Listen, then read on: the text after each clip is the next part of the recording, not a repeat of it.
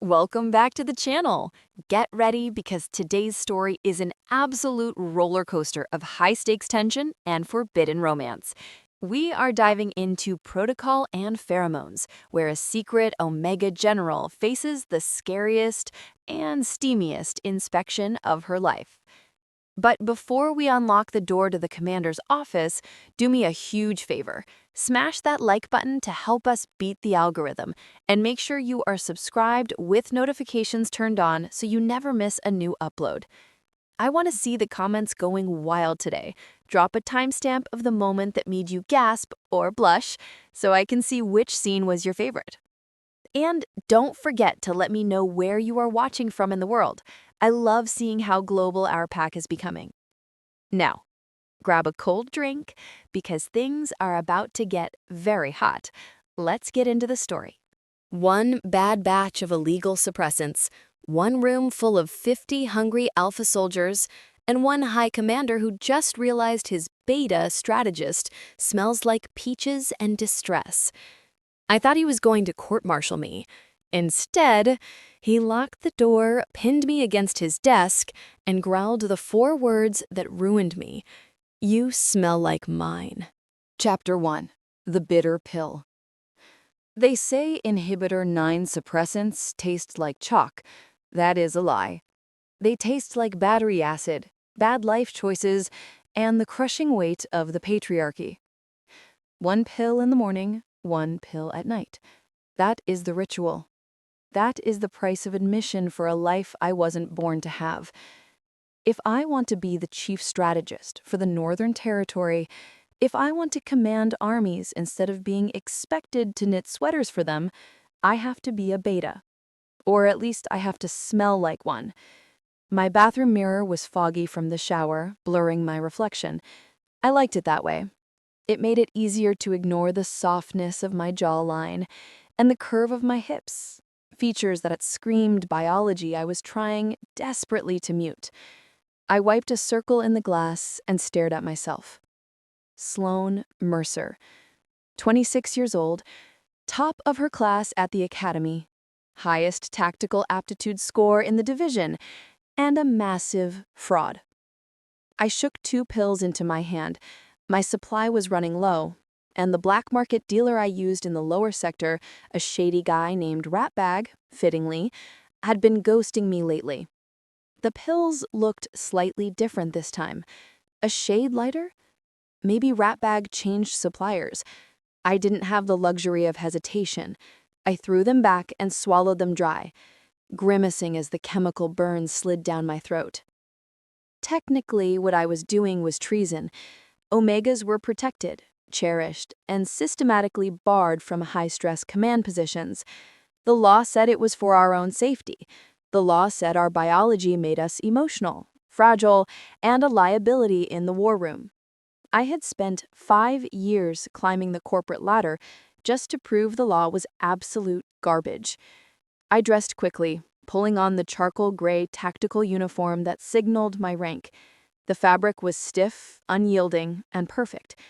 I pulled my hair back into a severe bun, securing it so tight it pulled at my temples. I needed the headache. It kept me sharp. By the time I walked onto the logistics floor, the hive was already buzzing. Phones were ringing, holographic maps were flickering in the air, and the smell of stale coffee and ozone hung heavy in the recycled air. This was my kingdom. I walked past the rows of analysts, my boots clicking a steady rhythm on the polished concrete. "Morning, ma'am," my assistant, Jess, chirped, falling into step beside me. She was a young beta, bright-eyed, and terrifyingly organized. "You have the budget review at 0900, the supply chain logistics at 1000, and the regional skirmish reports to sign off on by lunch." "Fine," I said, my voice crisp. "Get me a coffee, black, 2 shots. If I can't feel my heartbeat, it's not strong enough." "Already on your desk," she said, checking her data pad. "Oh, and one more thing. There has been a schedule update, a mandatory uniform and hygiene inspection at 1100 hours." I stopped walking. The sudden halt made Jess stumble slightly. A sharp, high-pitched ringing sound cut through the noise of the office. My stomach dropped, not from fear, I didn't do fear, but from a sudden sharp cramp that twisted my insides like a wet towel being wrung out. Hygiene Inspection. In the military corporate world, that was code for a scent check. It's how they weeded out illicit drug users and hidden omegas. "Who is conducting the inspection?" I asked, keeping my voice dangerously steady. Usually it was just the floor manager, a lazy beta named Gary, who I could easily intimidate with a single raised eyebrow. Jess winced, looking down at her screen. "High Commander Vane, ma'am." The air left my lungs. Varic Vane, the Iron Wall, the Vulture, the most powerful alpha in the Northern Territory. He didn't do random inspections. He barely left the executive tower unless heads were going to roll. Varic Vane only came down to the logistics floor when he smelled blood in the water, or when he smelled something else. I felt a prickle of sweat start at the base of my spine. It was suddenly too hot in the office. Why was the thermostat set so high? I tugged at the collar of my uniform. "Ma'am," Jess asked, "are you all right?" "I'm fine," I snapped, too quickly. "Prepare the team. Line them up. If a single button is missing, I want them written up before Vane even steps off the elevator." I walked into my office and slammed the door. My hands were shaking. I looked at them, furious at the betrayal of my own nerves. I had taken the pills. I checked the expiration date. I was safe. It was just stress. It was just the pressure of the promotion. But then, the scent hit me. Not from someone else, from me. It was faint, drifting up from my skin. Sweet. Cloying. Like peaches left out in the summer sun. It was the scent of distress.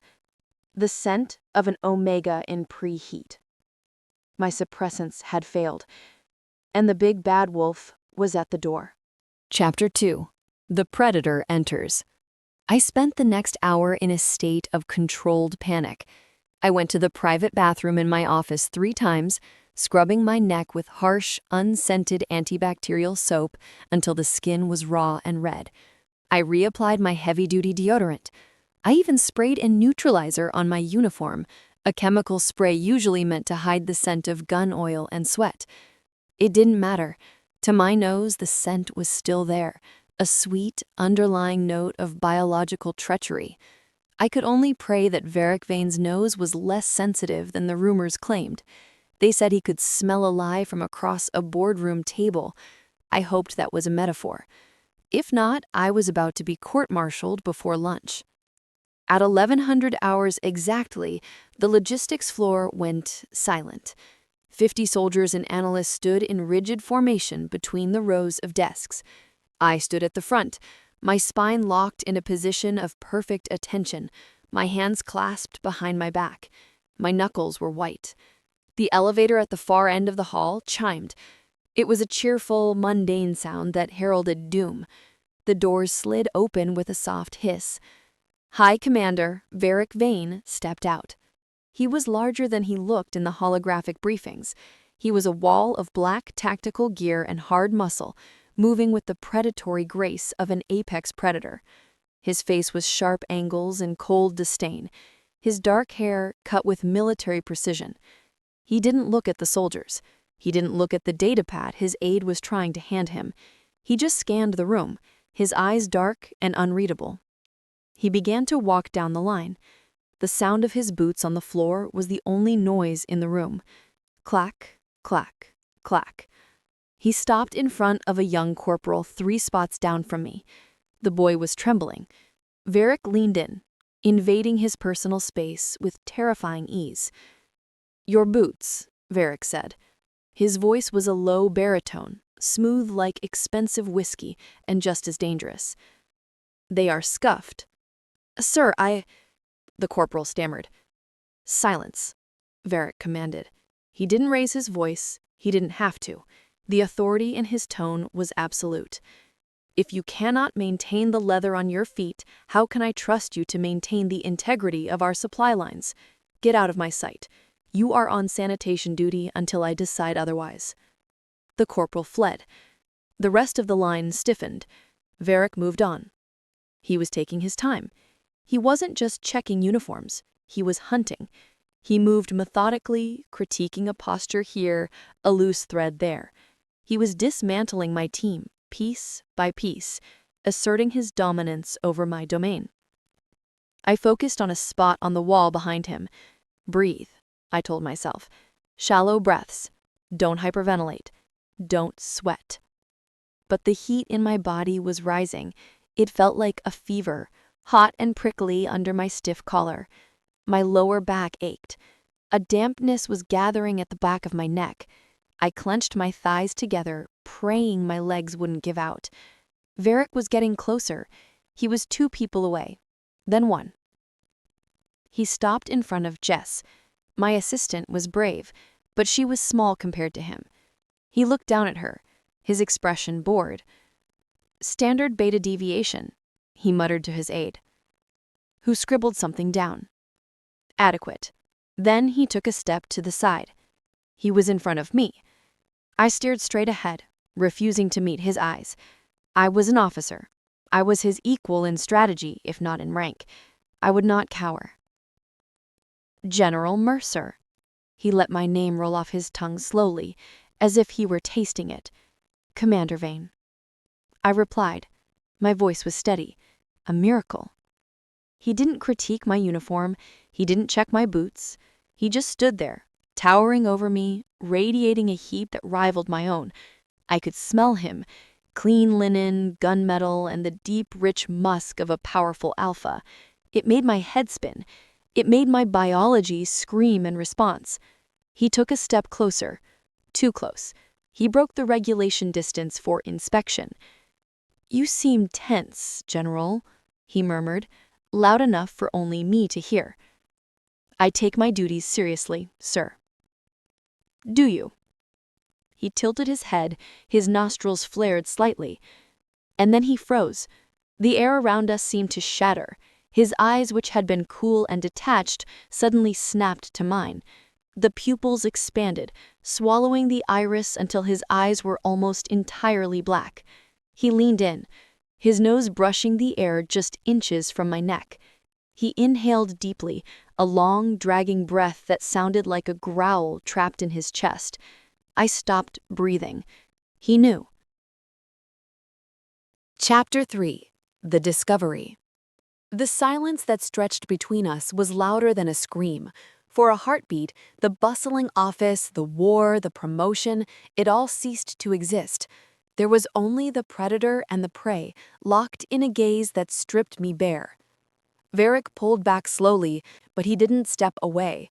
He looked at me with a new expression. It wasn't the disdain he had shown the corporal. It wasn't the boredom he had shown Jess. It was a dark, focused intensity that made my knees weak.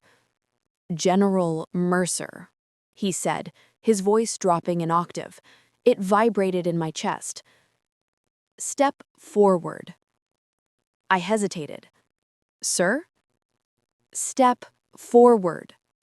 It wasn't a request, it was a command. My body moved before my brain could protest. I took a single step out of the line, isolating myself from my team. I was now standing alone in the open space of the floor, exposed. Varic circled me. He moved like a shark in the water, slow and lethal. He walked behind me, and I felt the heat of his body against my back. The hairs on my arms stood up. I could feel him scenting the air again, checking, verifying. "You smell delightful." A shiver violently racked my frame. I couldn't stop it. "I spilled coffee," I lied. The words tumbled out in a rush. "Before the inspection. Hazelnut cream. I tried to clean it, but—" "Coffee?" he repeated, mocking me. He came back around to face me. "You think I don't know the difference between roasted beans and—" He stopped, his gaze dropping to the pulse fluttering wildly in my throat. "And pheromones." Panic clawed at my throat. I looked around. The other soldiers were watching, confused. They couldn't hear the specifics, but they saw the body language. They saw the High Commander cornering their boss. "Sir, this is inappropriate," I whispered, trying to salvage my dignity. "If you have a critique of my performance, we should discuss it in private." "Performance?" Varic let out a short, harsh laugh. "Oh, your performance has been exemplary, Sloane. Truly. I've been watching you for months. The way you restructured the supply lines, the way you anticipated the southern raids. Brilliant." He took another step, backing me up until my hips bumped against the edge of a desk. I wondered how a beta could have such intuition, such instinct. "It turns out you were cheating." "I am not a cheat," I hissed, anger momentarily overriding the fear. "I earned this rank.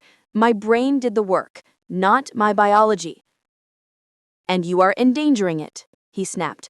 The playfulness vanished, replaced with a cold, hard fury. "You are in preheat, in the middle of a military installation, surrounded by 50 untrained alphas and betas. Do you have any idea what would happen if your suppressants failed completely right now?" "They won't," I insisted, though another cramp twisted my stomach, nearly doubling me over.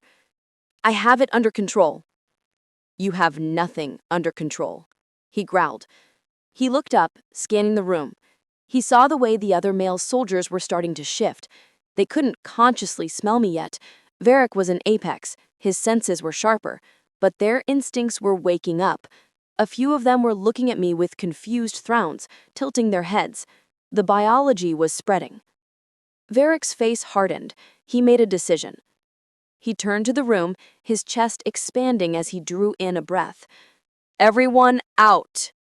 The roar was deafening. It wasn't just a shout, it was an alpha command, laced with power that rattled the windows. "Clear the floor," Varic bellowed, pointing to the elevators. "I want this entire level evacuated immediately. If you are not in the elevator in 30 seconds, you will be court-martialed for insubordination. Move." Chaos erupted. Chairs were knocked over, tablets were dropped. The soldiers didn't ask questions. When an alpha like Varic Vane roared, you ran. It was a biological imperative. Jess looked at me, eyes wide with terror. "Ma'am?" "Go, Jess," I gasped, gripping the edge of the desk. "Just go." She grabbed her bag and ran. Within seconds, the stampede was over. The elevator doors slid shut, cutting off the last of the retreating footsteps. The logistics floor was empty, silent. Just me and the wolf. Chapter 4: The Lockdown. The silence of the empty office was heavy, oppressive. The only sound was the hum of the servers and my own ragged breathing. Varic walked over to the main doors. He punched a code into the security panel. Click. Chunk. The heavy magnetic locks engaged. Then he tapped a second command. The blinds on the glass walls descended, plunging the room into a dim, gray twilight. He turned back to me. The anger was gone, replaced by a terrifying calm. "Now," he said softly, "the truth." I tried to stand up straight, but my legs were shaking so bad I had to lean against the desk for support. The heat was rolling off me in waves now. Without the adrenaline of the crowd to distract me, the symptoms were hitting with the force of a freight train. My skin felt too tight. My nipples were aching against the rough fabric of my bra. "I don't know what you're talking about." I tried, but my voice was weak, breathy. It sounded like a plea. Varic crossed the room in 3 long strides. He didn't stop until he was pressing me back against the desk, his hands slamming down on the surface on either side of my hips, trapping me in a cage of his arms. "Don't insult my intelligence. You are an Omega. You have been passing as a beta for how long? 5 years?" "I am the chief strategist," I managed to say, tilting my chin up defiantly. "My gender is irrelevant. My results are what matter." "It is irrelevant to your brain. It is very relevant to your safety." He leaned down, his face inches from mine. "You are burning up. Your skin is on fire."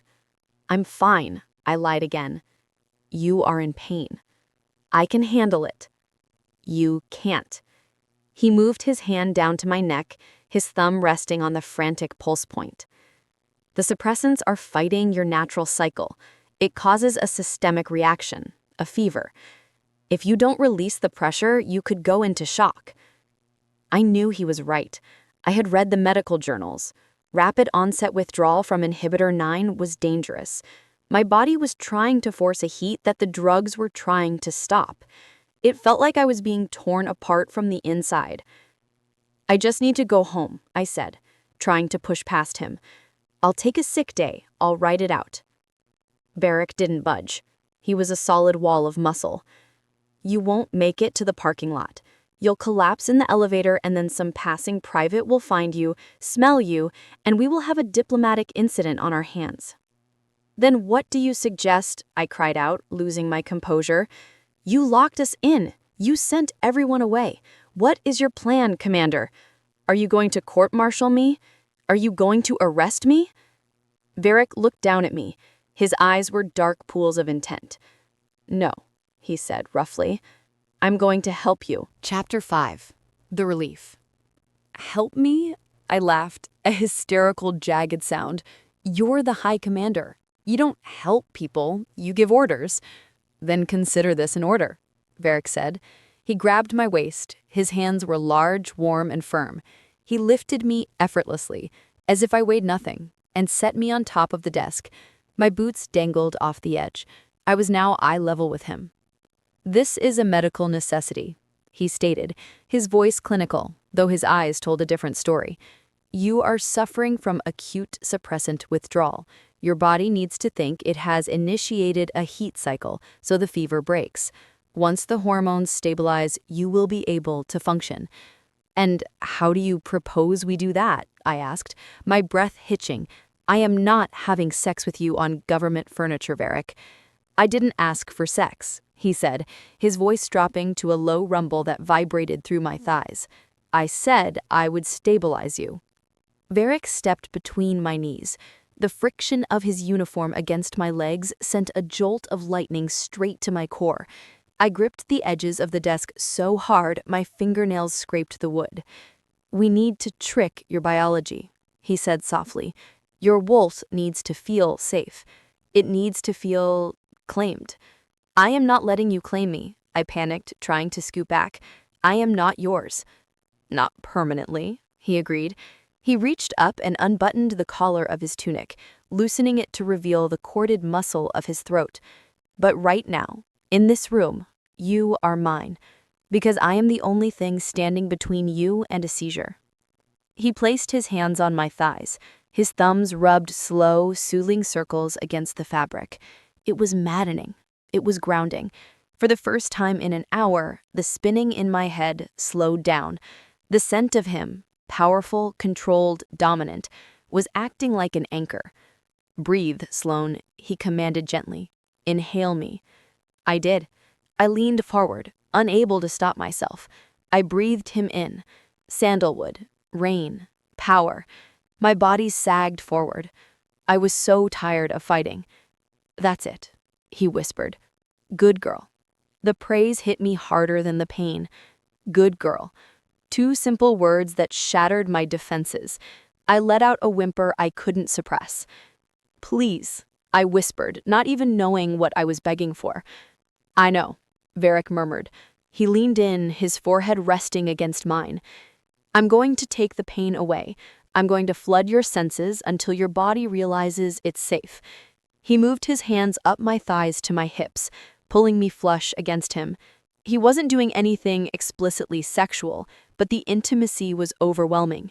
He was wrapping me in his pheromones, using his alpha biology to soothe the frantic distress of my omega system.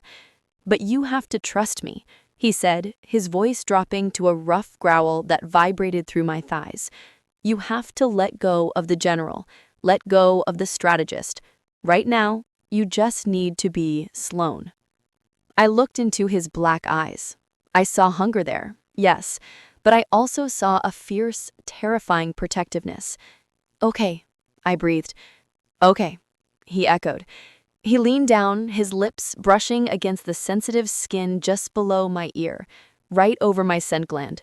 He didn't bite, but he nuzzled, letting his scent coat my skin. "This stays in this room," he whispered against my neck. "But for the next hour, you don't give orders, you take them." His hand moved to the back of my neck, gripping me firmly, grounding me in the here and now. The fever didn't break, but for the first time, it didn't feel like it was burning me alive. It felt like a fire he could control. And for the first time in my life, I didn't want to put the fire out. Chapter 6. The Negotiation. This silence returned to the office, but it was different now.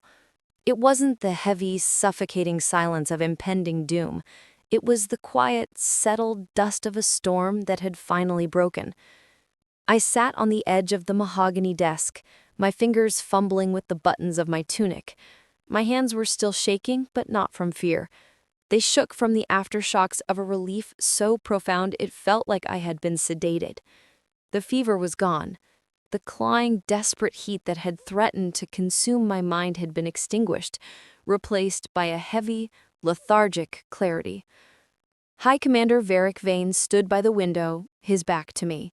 He was adjusting his cuffs, his silhouette stark against the dim light filtering through the blinds.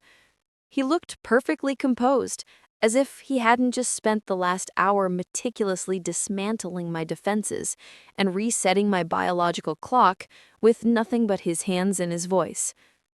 "Drink," he said. He turned and placed a glass of water on the desk next to me. I hadn't even heard him move to the wet bar. "Thank you," I whispered. My voice was raspy. I cleared my throat, a flush of shame heating my cheeks. "Sir." "Drop the rank, Sloane," he said quietly, "at least for a moment. We are past the point of formalities." I drank the water in one long gulp. It grounded me. The reality of the situation began to creep back in. I was an owl, he was the High Commander, and he had just handled me. He had seen me weak, whining, and desperate. "So?" I said, setting the glass down with a clink. I tried to summon my usual icy demeanor, but it felt flimsy. "What happens now? Do I clean out my desk, or do you have the military police waiting in the hallway?" Varic leaned against the wall, crossing his arms over his broad chest. His eyes tracked my every movement, dark and possessive. "Is that what you want? To quit?" "No," I said immediately. The fire in my gut flared up again, hotter than the shame. "I'm the best strategist you have. You know that. My division runs at 98% efficiency. Without me, the supply lines to the Eastern Front collapse in a week." "I know," he agreed, a ghost of a smile touching his lips. "Which is why I'm not firing you, and I'm not reporting you." My head snapped up. You're keeping my secret?" "I am protecting a valuable asset. However, the status quo cannot continue. You almost caused a biological hazard event today. Those pills you take, they are poison. You are done with them." "I can't just stop," I argued, sliding off the desk. My legs were wobbly, but I forced them to hold me. "If I stop, I'll smell like this all the time. Everyone will know. I'll be discharged and sent to a breeding center within a month." "Not if we manage it," he said. He walked over to me, stopping just inches away. He reached into his pocket and pulled out a small, silver foil packet. High-grade scent patches, military issue for covert ops.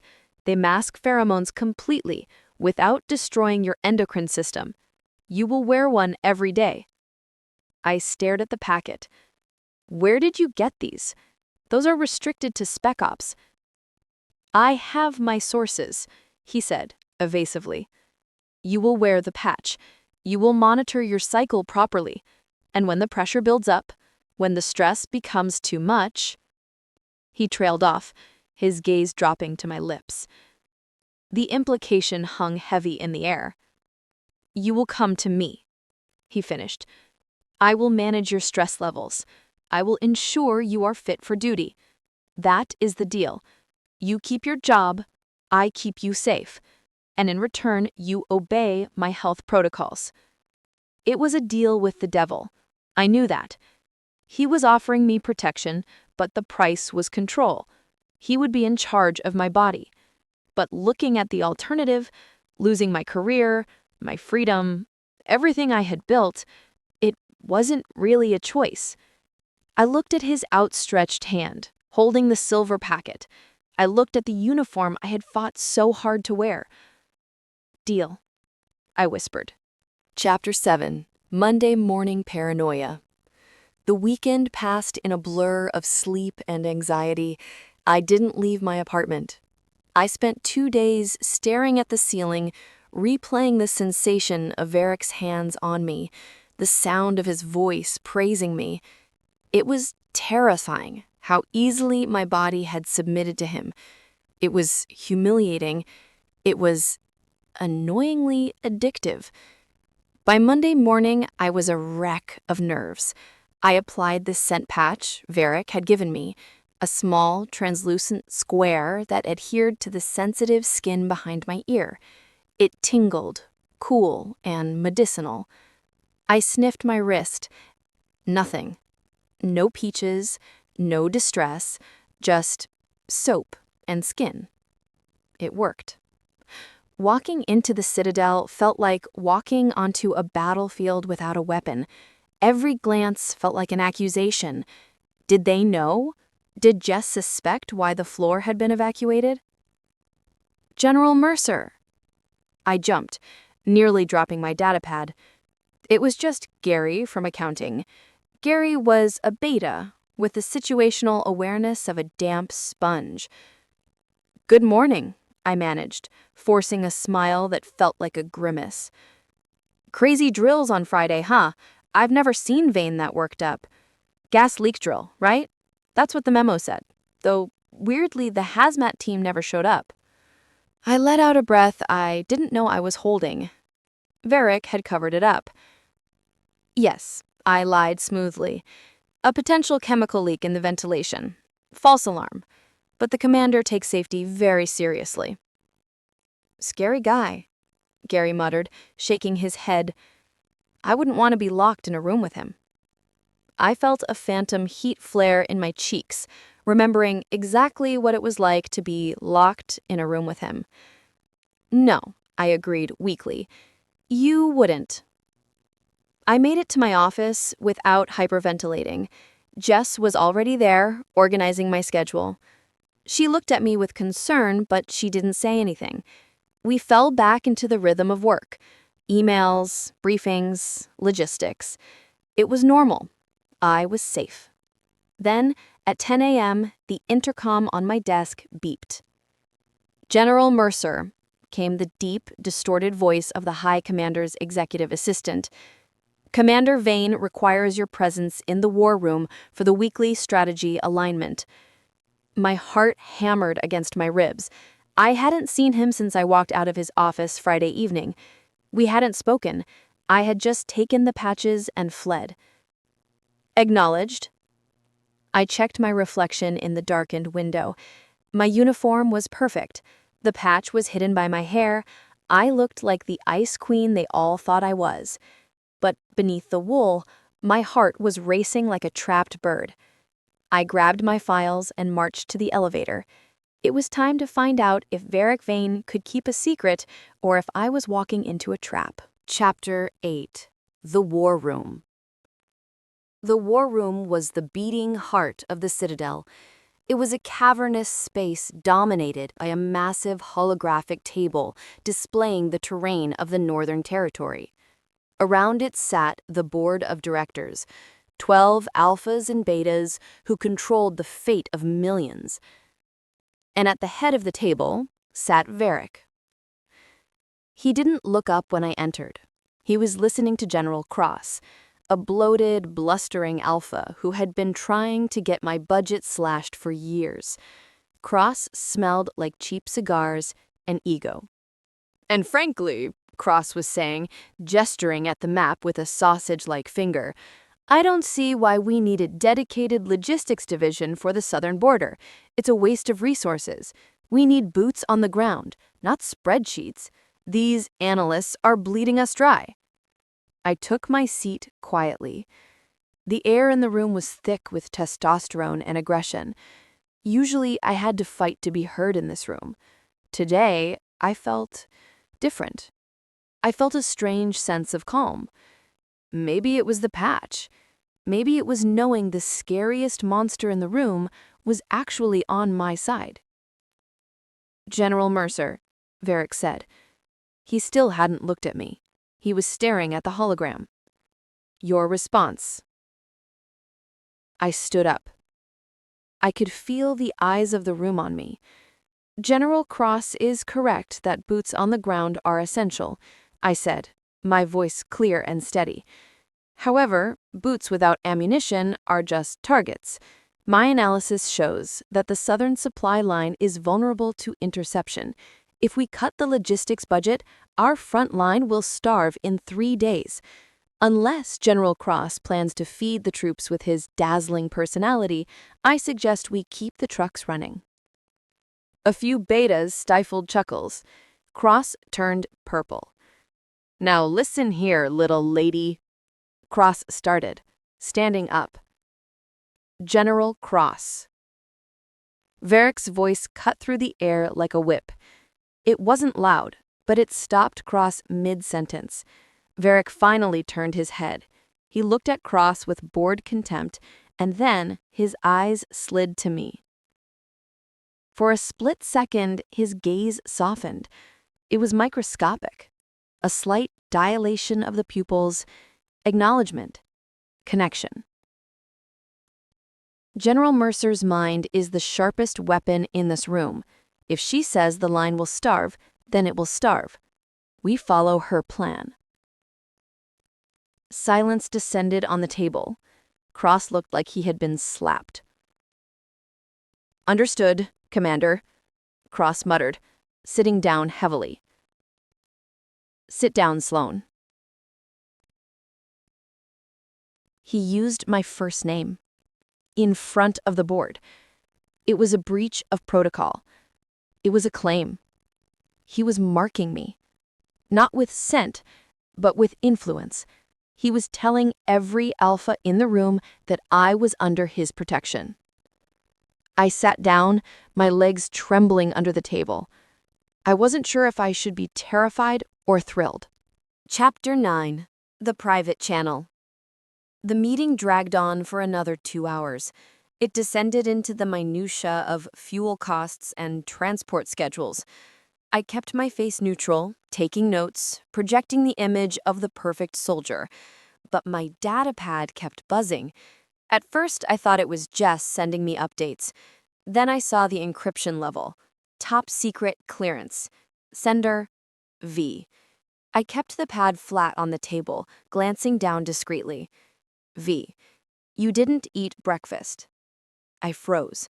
I looked up at the head of the table. Varic was nodding at a slide presentation, looking completely engaged with the fueling costs for the tank division. How did he know? I typed back quickly, my fingers flying over the haptic keyboard. Me. I had coffee. V. Coffee is not food. It is bean water. Your glucose levels are dropping. I can smell the cortisol spike from here. You smell sour when you're hungry. My cheeks burned. Could he smell my stress hormones from the other end of the table?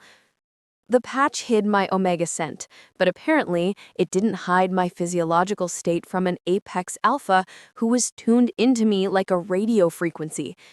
Me. I'm fine. Focus on the presentation, sir. V. I can multitask. Drink the water in front of you. Now. I hesitated. I looked at him. He didn't look back, but his hand tapped a rhythmic beat on the table. Tap, tap, tap. I reached for the water glass and took a sip. V. All of it. I drained the glass. It was petty compliance, but I did it. Good girl. The text hit me like a physical caress. I almost dropped the datapad. The memories of Friday, of him whispering those exact words while his hands were on me, flooded my brain. I shifted in my chair, suddenly uncomfortable in the heavy wool uniform. My thighs pressed together involuntarily. V. Stop fidgeting. You're distracting me. Me. You started it. V. Meet me in my office after the debrief. We need to discuss your nutritional plan and check the patch. It wasn't a request, it was a summons, and God help me, the anticipation that uncurled in my stomach had nothing to do with food. Chapter 10. Late Night Logistics. It was 8 p.m. by the time I finally escaped the mountain of paperwork that had accumulated during my mental breakdown weekend. The office was dark, save for the pools of blue light from the holographic monitors. The cleaning crews were the only ones left, the hum of their vacuums a distant drone. I rubbed my temples, staring at the supply route map. The numbers were blurring together. Go home, Sloane. I spun my chair around. Varic was leaning in the doorway of my office. He had discarded his formal tunic, wearing only a black, tactical t-shirt that clung to his chest and arms. He looked dangerous. He looked domestic. He looked like trouble. I have to finish the rerouting for Sector 4, I said, suppressing a yawn.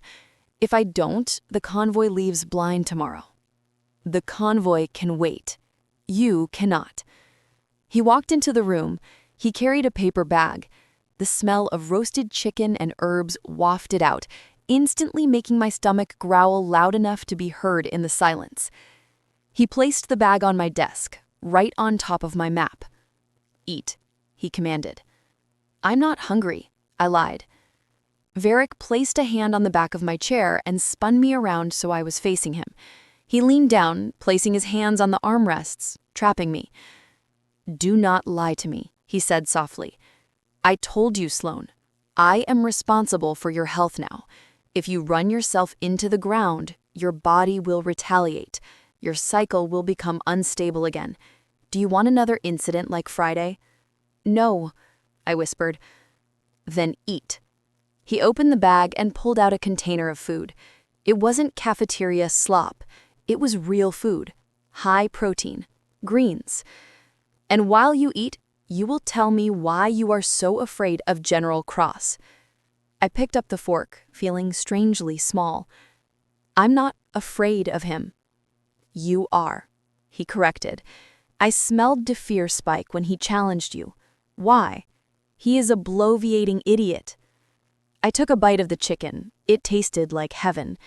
He was the one who denied my application to the academy the first time, before I appealed to the board.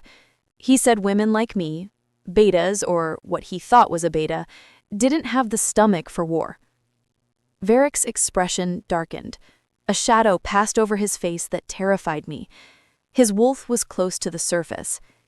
He said that? Varic asked, his voice low and dangerous. It was a long time ago, I said quickly. I proved him wrong.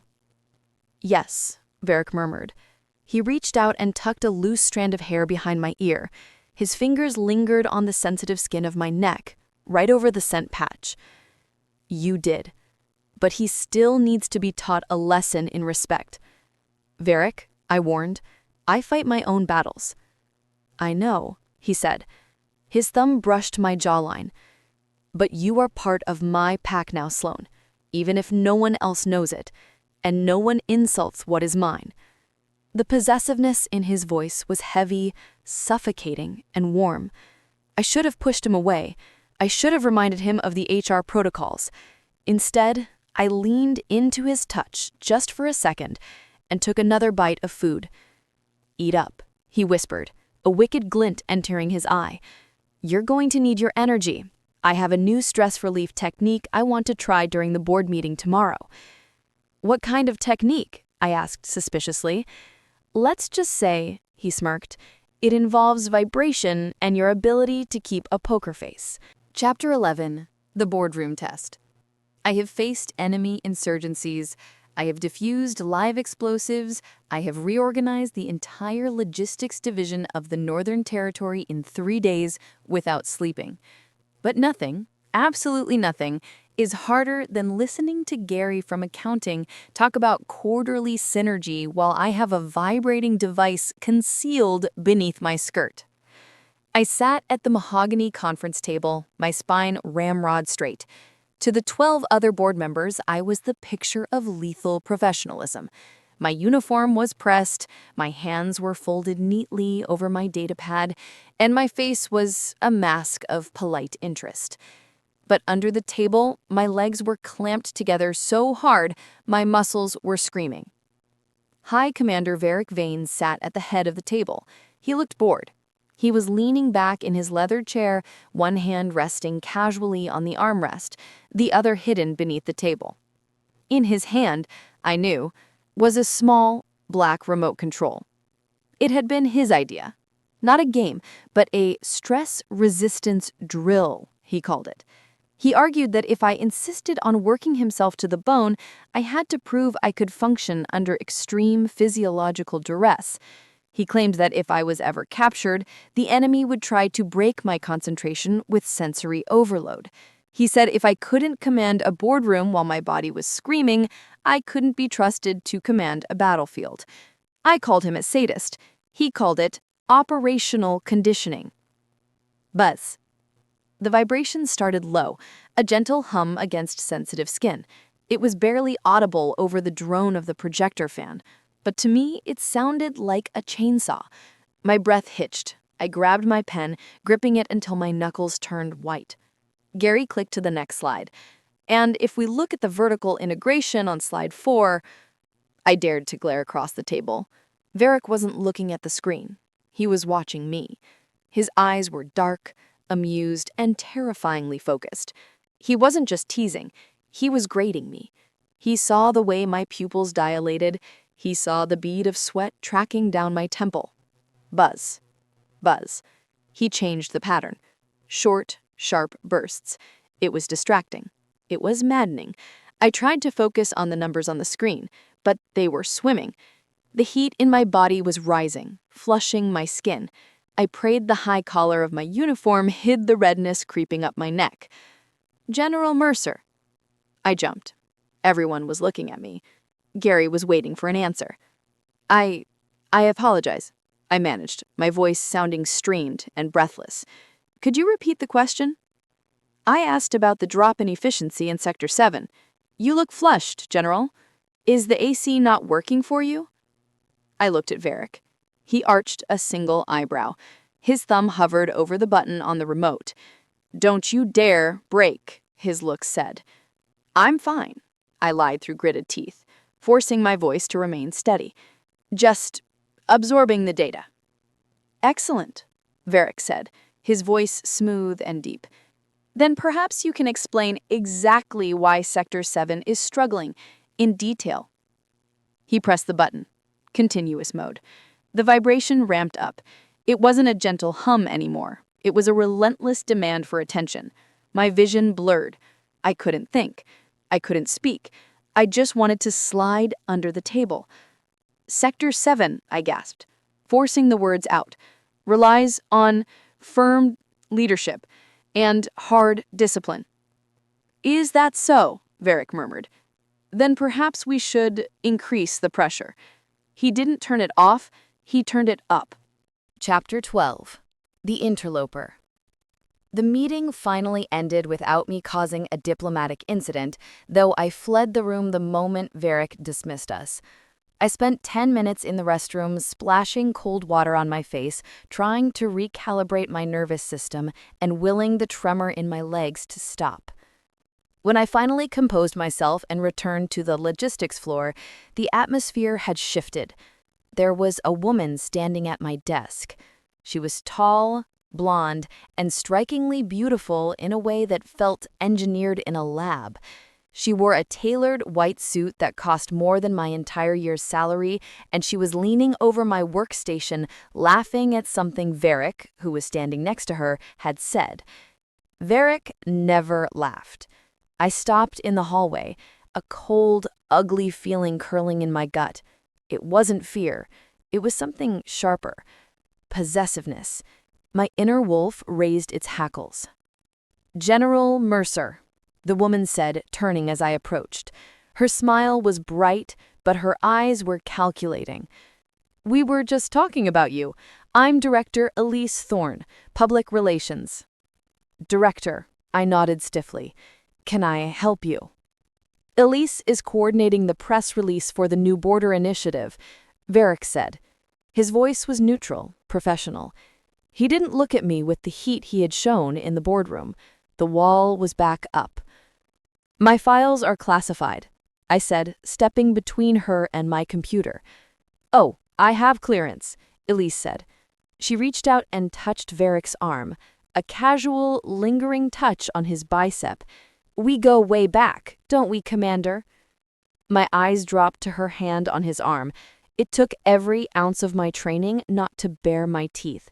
It was an irrational, biological response. My inner wolf was bristling, sensing a threat to the pack bond. "Get your claws off him." Varic didn't shake her off. He didn't recoil. He just stood there, stoic. "I authorize the release of the public data only. General Mercer will curate the files for you. She is the final authority on what leaves this office." He deferred to me. It was a subtle power move, reminding Elise that I was the one in charge of the intel. Elise's smile faltered for a fraction of a second. "Of course. Well, I'm sure the General and I can work together." She looked at me, and I smelled it. A faint synthetic perfume meant to mimic high-status pheromones. She was trying to outrank me socially. "I'll have the files sent to your office, Director. Now, if you'll excuse us, the Commander and I have tactical matters to discuss." Elise looked at Varic, waiting for him to correct me. He didn't. "I'll wait for your email," she said tightly, and walked away. The click of her heels sounded like a retreat. I waited until she was in the elevator before I turned on Varic. "You go way back?" I asked, my voice dripping with ice. Varic looked at me and slowly, a smirk curled the corner of his mouth. "Are you jealous, Sloane?"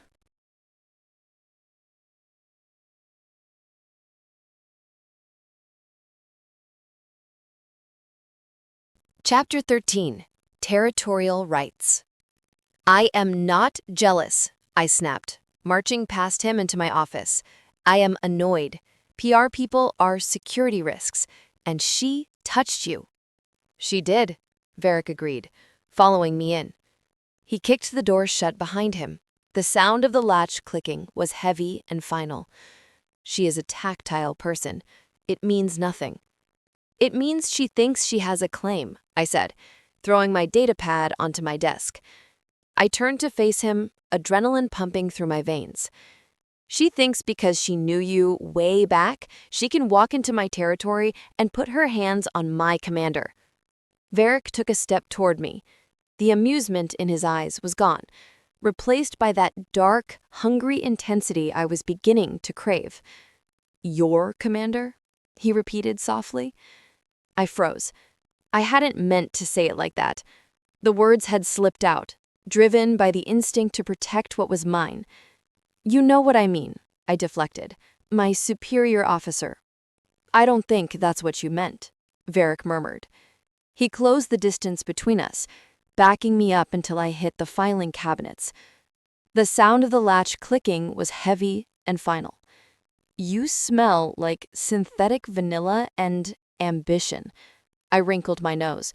"It's awful." "Fix it then," he challenged.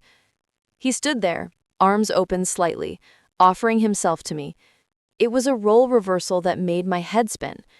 Usually he was the one scenting me, checking my levels, managing my biology. Now he was letting me mark him. I hesitated only for a second. I stepped forward, burying my face in the curve of his neck right above the collar of his uniform. I inhaled deeply, seeking the underlying scent of sandalwood and steel that was purely him. I rubbed my cheek against his shoulder, instinctively transferring my own scent, even masked by the patch, onto him. It was a claiming gesture, primitive, possessive. Better, I whispered against his skin. Varic's hands came up to grip my waist, his thumbs digging into my hips. He let out a low, rumbling sound of approval. Much better. Next time she tries to touch me, I'll remind her who exactly holds the keys to the kingdom. But Sloane, I looked up at him, breathless. If you ever drag me into a supply closet to mark your territory again, he warned, his eyes flashing, make sure the door locks, because I might not have the self-control to stop it just a hug. Chapter 14: The Morning Ritual. Our routine settled into a pattern that was both terrifying and domestic. Every morning at 0600 hours, a black town car with tinted windows would pick me up from my apartment. It wasn't on the official logs. It took me to the underground garage of the executive tower, where Varic lived in the penthouse suite. This was our safe zone, the only place where I didn't have to be General Mercer. I sat on the edge of his massive, king-sized bed, wearing one of his t-shirts that hung to my mid-thigh. The room was cold, stark, and masculine, but the coffee he handed me was hot and sweet, exactly how I liked it. Turn around, Varic said. I set the coffee on the nightstand and turned my back to him. He sat behind me, his legs framing mine. This was the ritual. He peeled the backing off a fresh scent patch. His fingers were large and calloused, but his touch was incredibly gentle. He brushed my hair aside, exposing the sensitive skin behind my left ear. You're tense, he noted, his thumb massaging the knot of muscle at the base of my neck. Budget meetings today, and I have to fire the head of transport. He keeps trying to route flammable materials through residential zones. He's incompetent, Varic said. You're doing the right thing. Fire him. Then hire someone who can actually read a map. He pressed the patch onto my skin. He held his hand there for a moment, the warmth of his palm seeping into me, sealing the bond. It wasn't sexual, but it felt more intimate than anything I had ever experienced. It was an act of care. He was literally shielding me from the world. There, he whispered. You were safe. He leaned down and pressed a kiss to the patch, then moved to the side of my neck, nuzzling the soft spot where my pulse beat. I closed my eyes, letting out a soft sigh. Varic, I warned weakly, we have to go to work. The car is waiting. Let it wait, he mumbled against my skin. I hate covering you up.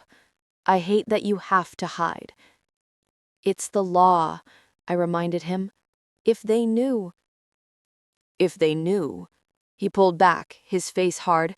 They would try to take you from your post.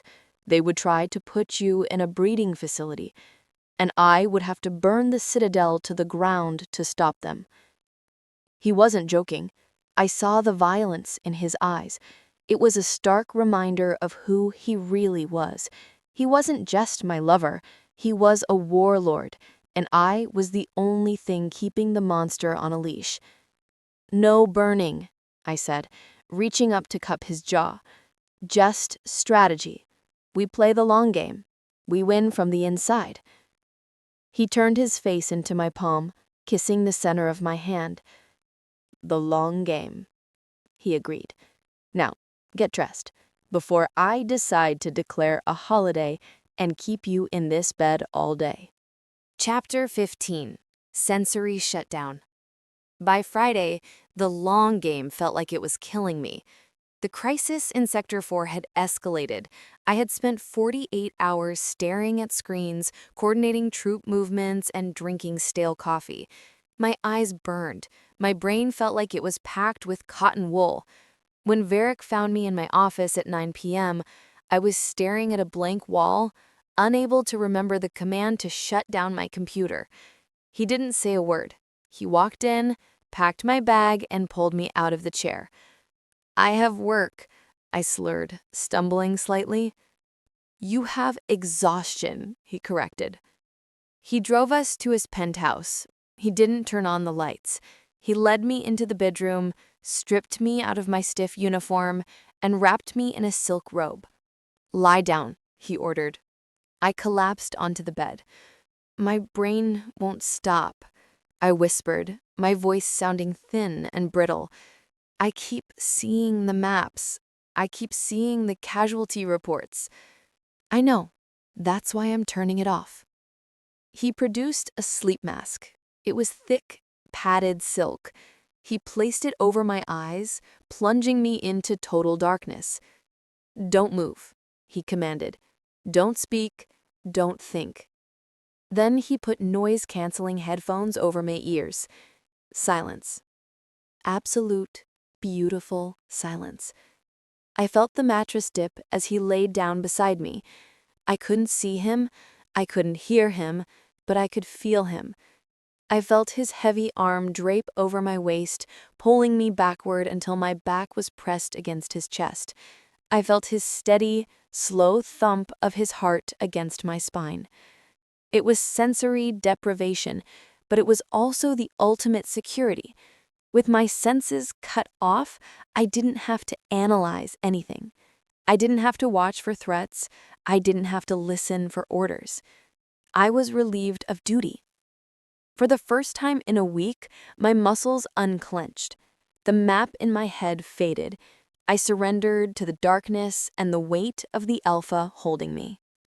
I fell asleep in seconds, safe in the knowledge that while I was blind and deaf to the world, he was watching everything for me.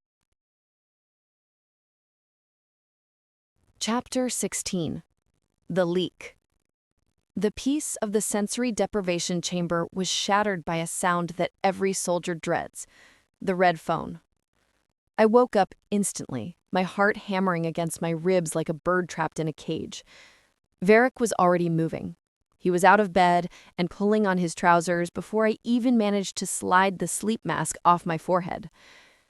The red light on his secure comms unit was blinking furiously, casting a bloody strobe effect across the dark room. "Report," Varic barked into the receiver. His voice was rough with sleep, but completely alert. I sat up, clutching the silk sheet to my chest.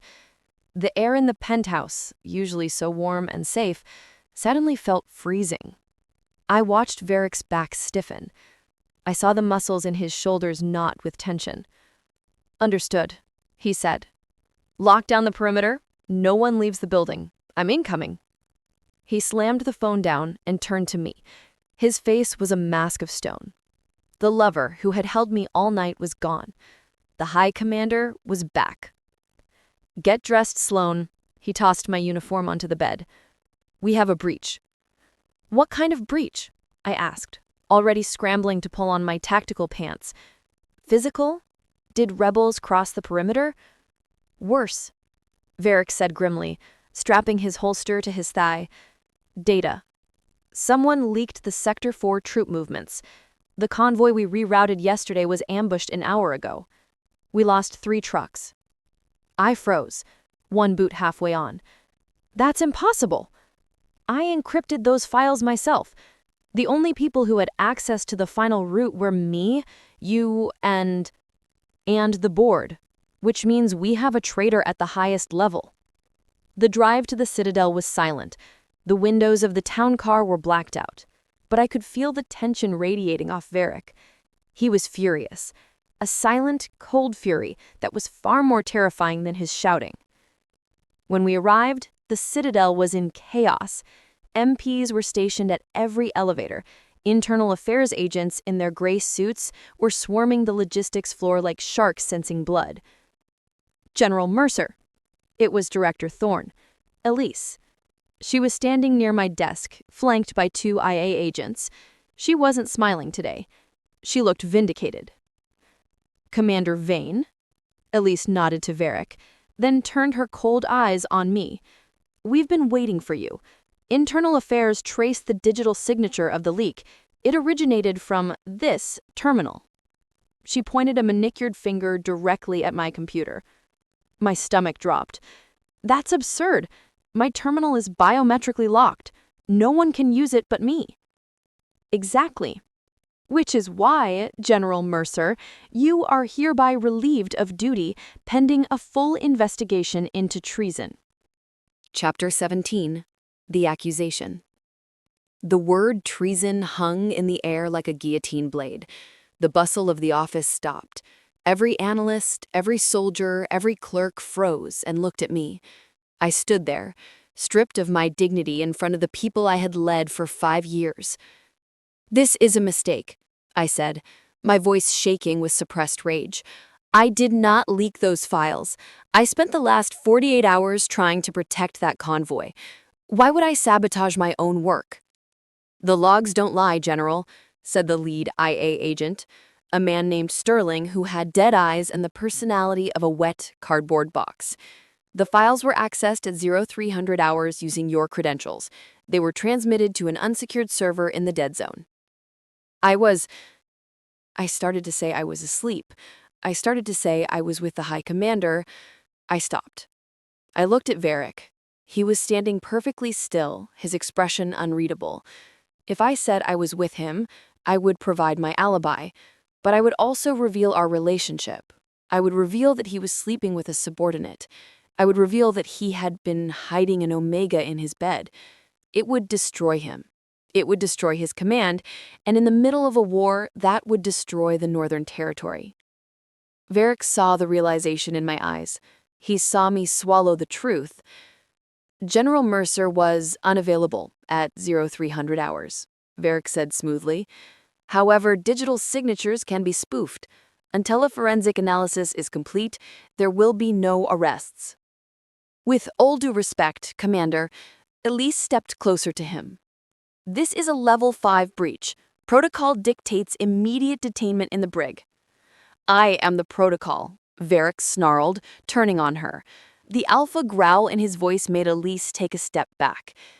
"General Mercer is confined to her quarters within the Citadel until I say otherwise.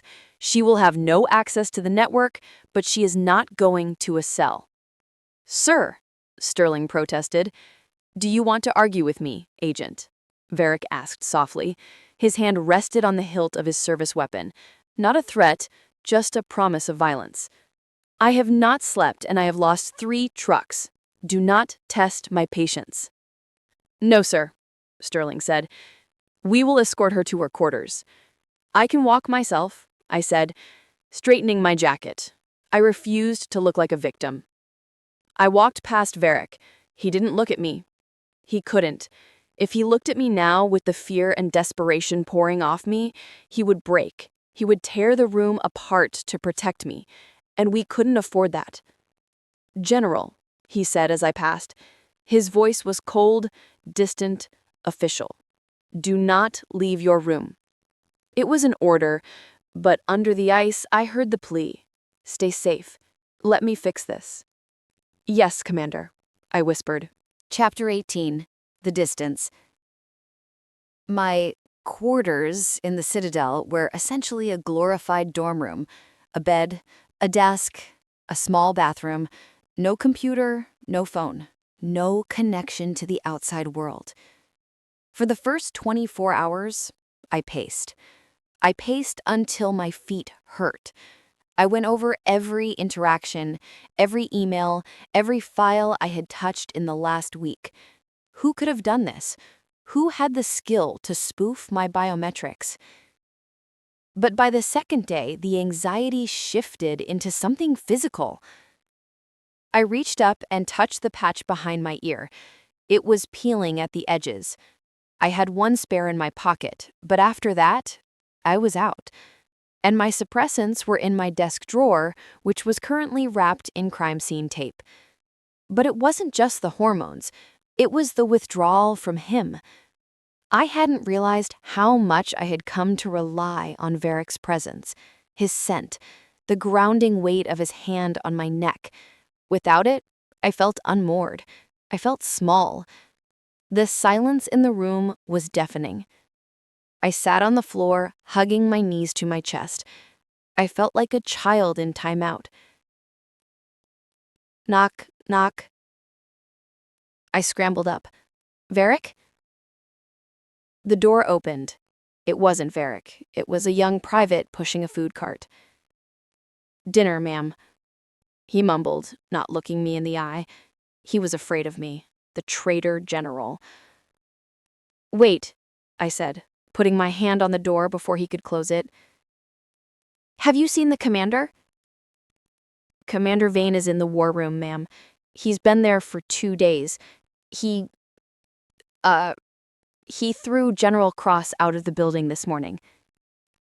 A spark of hope flared in my chest. "He did?" "Yes, ma'am. Physically. Something about incompetence." The private looked nervously. "Look, I shouldn't tell you this, but the commander looks like hell. He's tearing the servers apart looking for the hacker. He's not sleeping." My heart clenched. He was fighting for me. He hadn't abandoned me. "Thank you, Private," I said softly. "There's one more thing," he whispered, reaching into his pocket. He pulled out a small, crumpled napkin. "He told me to give you this, said it was part of your rations." I took the napkin. Inside was a single silver foil packet, a fresh scent patch. And written on the napkin in Varic's sharp, jagged handwriting were 2 words: "Trust me." I pressed the napkin to my chest and slid down the door until I hit the floor. I didn't cry. Generals don't cry. But I closed my eyes and breathed in the faint, lingering scent of sandalwood on the paper. He was still with me, and if he was fighting, I had to fight too. Chapter 19, Investigation Mode. I waited until the lights in the corridor dimmed to night cycle. I was confined to quarters, yes, but they had forgotten one thing. I was the one who designed the security protocols for this wing. I knew where the blind spots in the camera coverage were. I knew which floorboards squeaked. I slipped out of my room at 0200 hours. The corridor was empty. I moved silently, a ghost in gray fatigues. I didn't head for the exit. I headed for the server maintenance closet on the 3rd floor. It was a dusty, cramped room filled with humming server racks and tangled cables. It wasn't a workstation, but it had a hardline connection to the mainframe. I pulled a small, portable interface tool from my boot, a device I had confiscated from a smuggler months ago and never logged into evidence. I plugged it into the maintenance port. "Come on," I whispered, my fingers flying over the holographic projection. "Talk to me." I couldn't access the main files. My clearance was revoked, but I didn't need the files. I needed the metadata. I needed the digital shadows left behind by the user. I pulled up the logs from the night of the leak. 0300 hours. User, Mercer, S. Login successful. It looked perfect. Too perfect. A human makes mistakes. They hesitate. They mistype a password and backspace. This login was instantaneous. It was a script. "You didn't type it," I muttered, analyzing the keystroke timing. "You pasted it." I traced the command back. The script had been executed remotely, but it had to bounce through a local node to bypass the biometric scanner. Someone had planted a physical receiver in my office. Or someone had walked into my office wearing a device that could mimic my signal. I scrolled through the list of devices connected to the local network that night. Printer, scanner, coffee machine. Device ID 88 Beta Lux. I frowned. That wasn't standard military hardware. I ran a search on the ID. It was a high-end smartwatch, the kind that monitored heart rates, synced with social media, and apparently broadcasted malware, the kind that cost more than a tank, the kind that Director Elise Thorne wore on her left wrist. "Got you," I whispered. Elise hadn't hacked me from a dark room. She had walked into my office, likely under the pretense of leaving a file, and her watch had executed the script the moment it was within range of my terminal. I had the proof. But proof wasn't enough. If I went to Varic now, Elise would claim the logs were faked, just like she claimed mine were. She had the board in her pocket.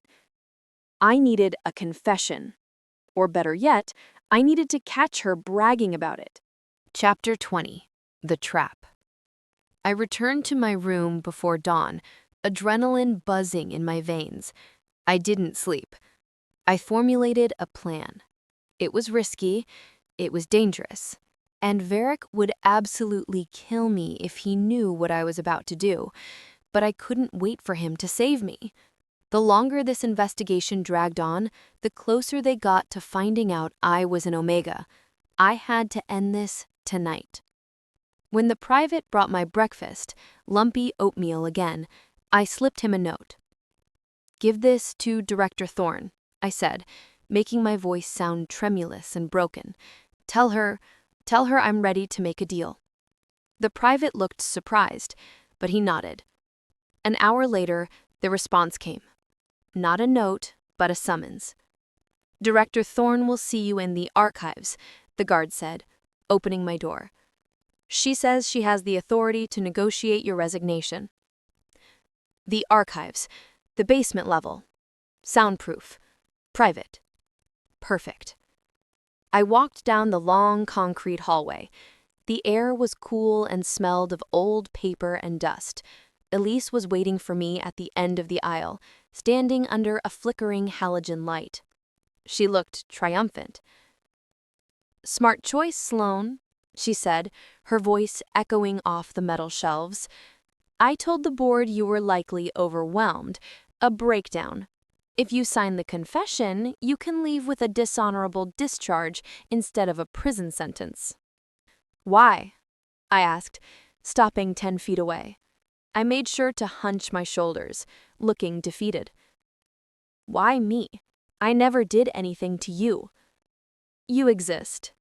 Elise shrugged, checking her nails. "And you're in my way. Varic is going to be the Supreme Commander next year. He needs a wife who can navigate the politics of the capital, not a grunt in combat boots." "So you framed me to get a ring?" I let out a shaky laugh. "You leaked classified intel. You got soldiers killed.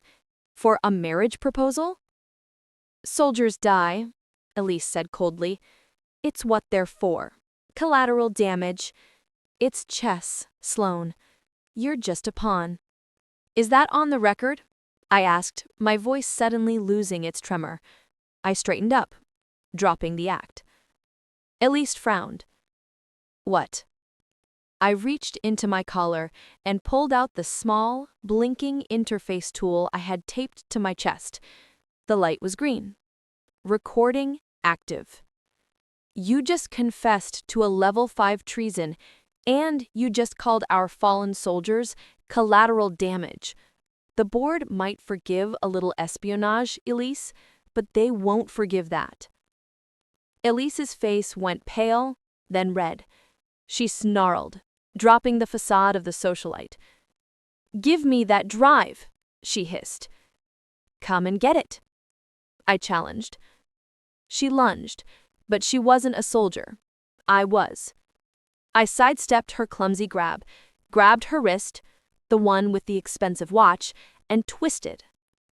She screamed as I pinned her arm behind her back and slammed her face first into the metal shelving unit.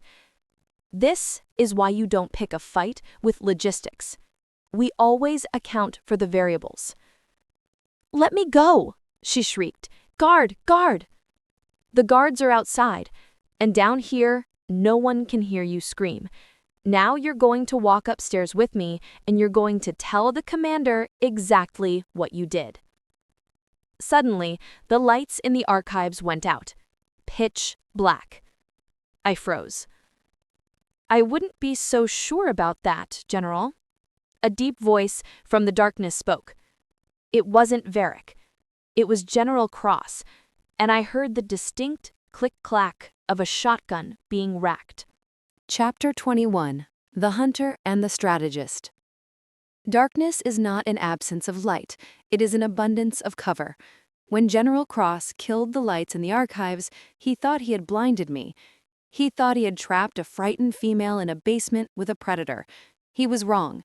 He had just trapped himself in a maze with a logistician who knew the floor plan by heart and had spent the last 5 years navigating a minefield blindfolded. I didn't scream. I didn't run. I dropped. I hit the concrete floor silently, rolling under the bottom shelf of the nearest stack just as the deafening boom of a shotgun blast tore through the air where my head had been a second ago. Paper shredded, metal groaned, dust rained down on me like snow.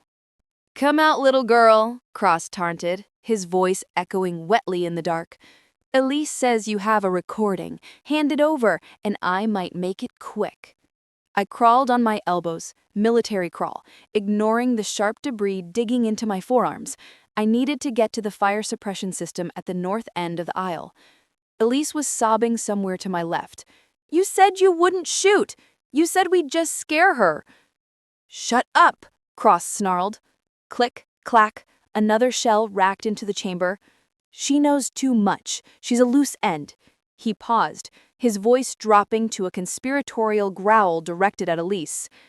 "Just make sure, after I am done handling this, you keep your end of the bargain. You get your ring, and I get the Supreme Commander seat, once Varic is out of the picture." I reached the end of the aisle. So that was it. A coup. Cross didn't care about Elise's romance. He wanted Varic's job. I stood up slowly, pressing my back against the cold steel of the shelves. My heart was pounding a frantic rhythm against my ribs, but my mind was ice cold. "General Cross," I called out, throwing my voice to the right. He spun.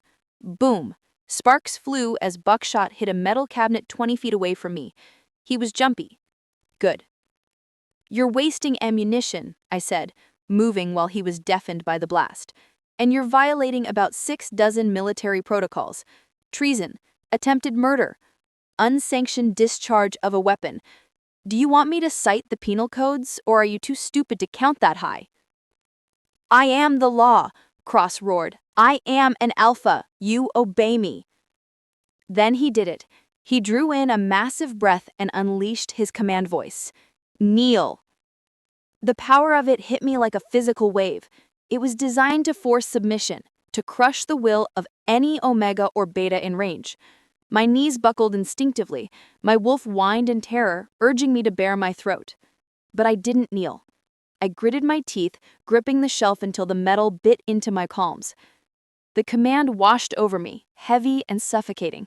But it didn't take hold, because I was already claimed. My submission belonged to Varic Vane, and no other alpha could force what was already given. "No," I whispered. Cross heard me. He froze. "What?" I said, "No." I yanked the manual override lever for the Halon fire suppression system at the north end of the aisle. A piercing alarm shrieked. A hiss of compressed gas filled the room as the white fog blasted from the ceiling nozzles. It was blinding, choking, and loud. Cross coughed, firing blindly into the mist. I didn't wait. I grabbed a heavy metal bookend from the shelf and sprinted toward him. Chapter 22. The Wolf at the Door. The halon gas was thick, stealing the oxygen from the room. Cross was coughing, swinging his shotgun wildly. I ducked under the barrel and swung the bookend with all my strength, aiming for his knee. Crack. He howled, dropping to one knee. The shotgun skittered across the floor. "You bitch!" he screamed, grabbing for me. His hand closed around my throat, squeezing off my air. I clawed at his wrist, my vision spotting. He was huge, heavy, and fueled by rage. I kicked at his injured leg, but he held on, lifting me off the ground. "I'm gonna snap your neck," he spat, his face purple. "And then I'm gonna tell the board you tripped." Suddenly, the reinforced steel doors of the archives exploded inward. It wasn't opened, it was kicked off its hinges. A figure stood in the swirling white mist. A shadow. A monster. Varic Vane. He didn't have a weapon. He didn't need one. He moved faster than humanly possible. 1 second he was at the door, the next he was a blur of violence. He didn't attack Cross directly.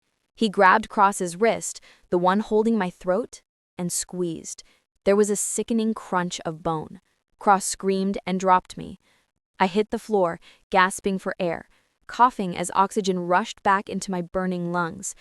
Varic stood over me, placing himself between me and the general. A low, vibrating growl emanated from his chest, a sound so primal that it made the hair on my arms stand up. It wasn't a human sound. It was the wolf. "You touched her," Varic said. His voice wasn't loud. It was dead. "You put your hands on her." Cross scrambled back, clutching his broken wrist. She attacked me. She's a traitor." "She is my strategist, and she has more honor in her little finger than you have in your entire bloodline." Cross looked at the shotgun on the floor. He lunged for it with his good hand. "Sloane," Varic barked, not taking his eyes off Cross. "Weapon." He didn't dive for it himself. He didn't push me behind him like a damsel. He trusted me to finish it. I didn't hesitate. I rolled, grabbed the shotgun, racked the slide, and leveled it at Cross's chest. "Don't move," I wheezed, my finger tight on the trigger. Cross froze, looking down the barrel of his own gun. He looked at me, battered and bruising, but standing tall, and then he looked at Varic, who was watching me with a look of fierce, terrifying pride. "It's over, Cross," I said. "Internal Affairs is on their way. The recording of your confession is already uploading to the cloud. You're done." Elise, who had been cowering in the corner, finally spoke up, sobbing. "He forced me. I didn't want to do it. I was scared." Varic turned his head slowly to look at her. "Silence," he commanded. Elisa's mouth snapped shut. Varic looked back at me. He reached out and gently placed his hand over the barrel of the shotgun, lowering it slowly.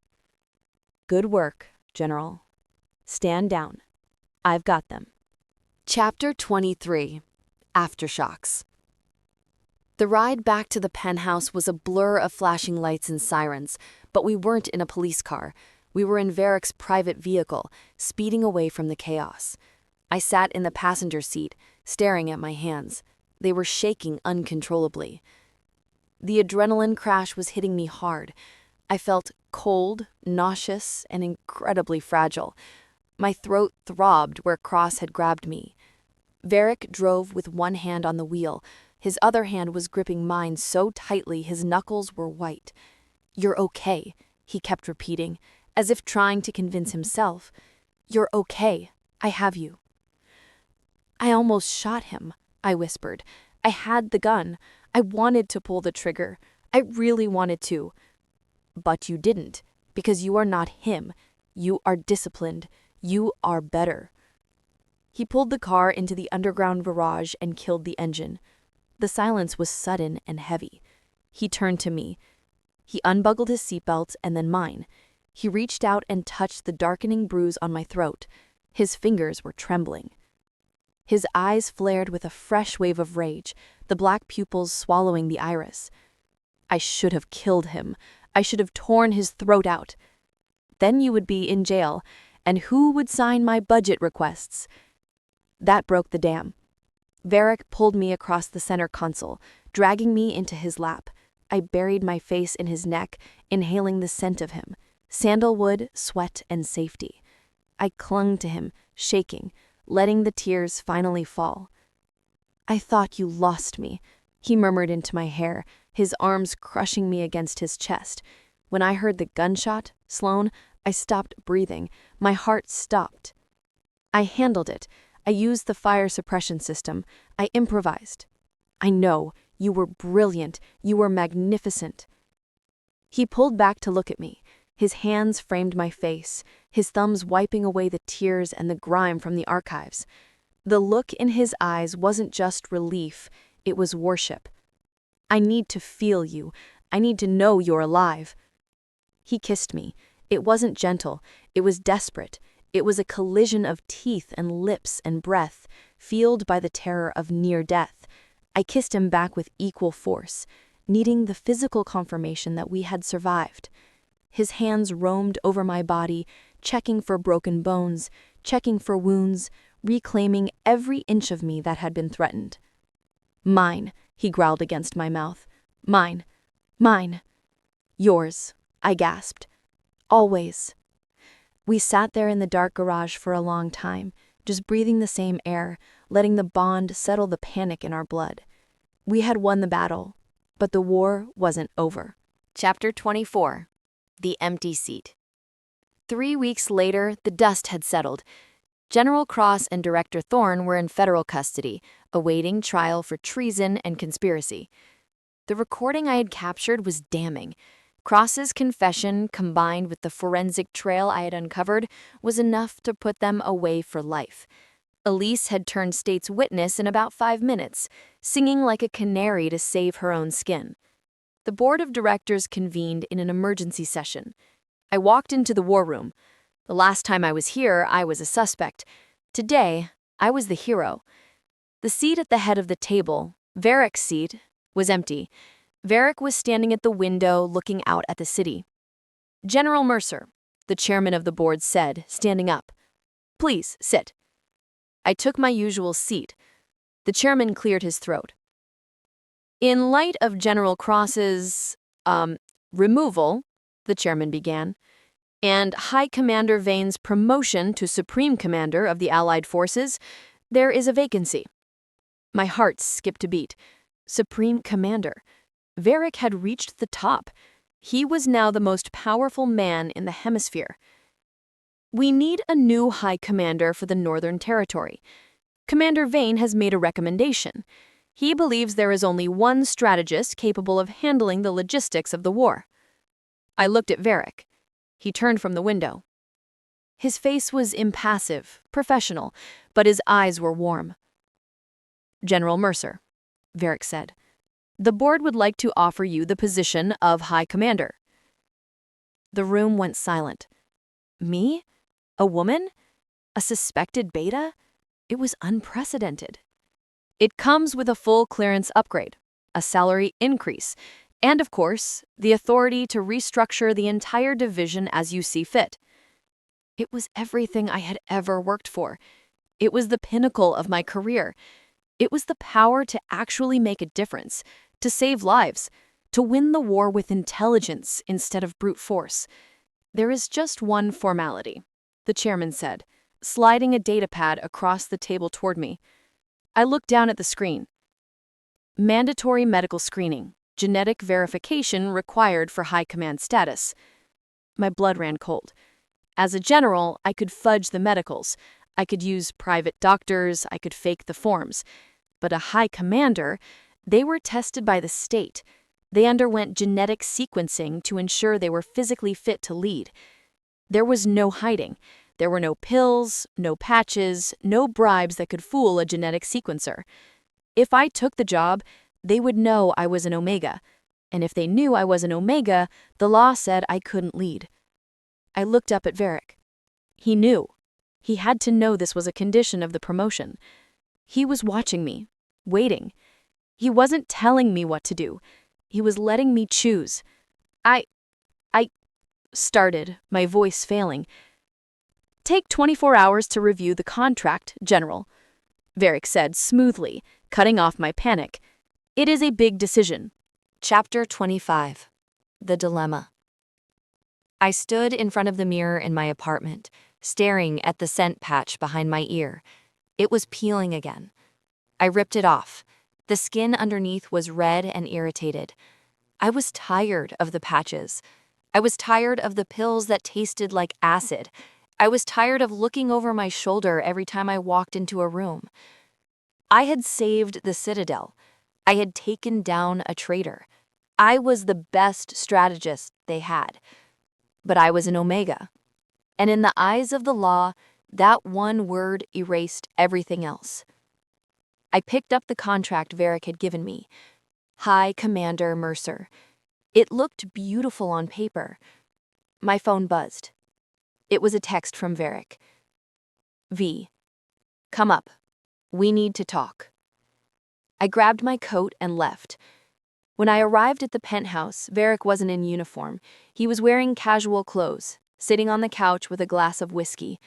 He looked tired. The weight of his new rank was already settling on him. I sat down opposite him. "You knew about the medical." "I did," he admitted. "Then why offer it to me? You know I can't pass it." "I offered it to you because you earned it," Varic said firmly, "and because I am done hiding you." I froze. "What are you saying?" "I am the Supreme Commander now," Varic said, standing up. "I write the orders. I interpret the protocols." "You can't change the law, Varic. The Omega restrictions are constitutional." "Laws change when the people realize they are broken," he said. He walked over to me and knelt down, taking my hands in his. "Sloane, if you walk into that medical exam and they flag you as an Omega, do you know what will happen?"